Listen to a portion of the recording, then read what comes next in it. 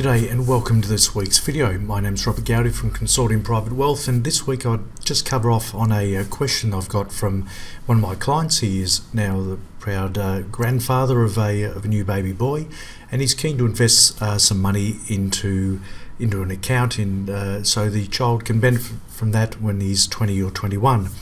Now, of course, it gets a little bit complex. It shouldn't be as complex as it is, but it is. That minors, people that are under age 18, cannot have a broking account, a CommSec account, or whatever account, a NAB trade, or whatever you choose to have. You can not have one when you're a minor. So as a general rule, parents, like I've done in the past, you set up an account with account designation for the child, and then you go and buy the shares. So it's essentially in my name with account designation for the child. But generally the income, the dividends flow through to my account utilising my tax file number. Now that's where down the track there's probably capital gains tax issues to be considered.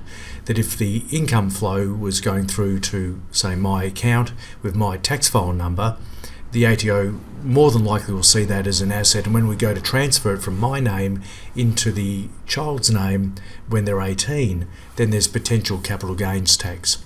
So the advice that we've given people is for your newborn, your child, whatever age they are, that you get them a tax file number. You still need to set the account up in the parents' or grandparents' name, preferably the parents, with account designation the child. And then when the shares are purchased and the share registries ask for a tax file number, you put in the child's tax file number and the money goes into their particular account. And therefore, down the track, that will lessen the likelihood that there's going to be capital gains tax implications down the track at that 18, 19, 20, 21, whenever it's fit to transfer the shares across. And that's because the income has been obviously going to the rightful beneficiary, which is the grandchild. So I hope that's helped. It's been an area of a lot of grey area for a lot of people over many years, and people have done the right thing, invested into businesses via the share market, but there are tax implications down the track. And it's amazing how quickly 15, 18, 20 years rolls by. So if you get it right at the start, it might save some more pain down the track. I'd highly recommend that you get this confirmed with a tax accountant to make sure that this thinking is correct. But that's our understanding at this point in time based on the research we've done over the last 6 to 12 months.